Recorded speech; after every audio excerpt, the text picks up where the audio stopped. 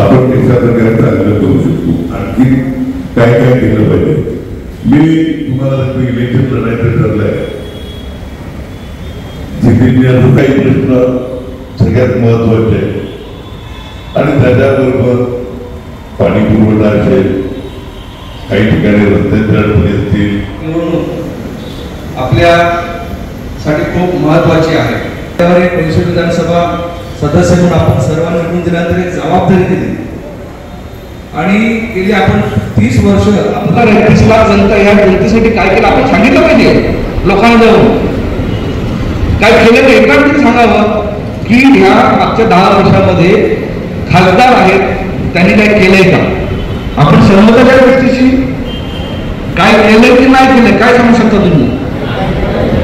हे लोकांना सांगितलं पाहिजे. आपण घरोघर केलं पाहिजे आणि आपण लोकांना लढणार आहोत विकासासाठी लढणार आहोत. लक्षात नाही महाराष्ट्रामध्ये कुठे कुठे उमेदवार घेतले गेले नाही तर जिकडे जिकडे त्यांना अडचणीचं वाटेल फक्त त्या ठिकाणी तालुक्यांनी उमेदवार डिक्लेअर केले नाही. त्याच्यापेक्षा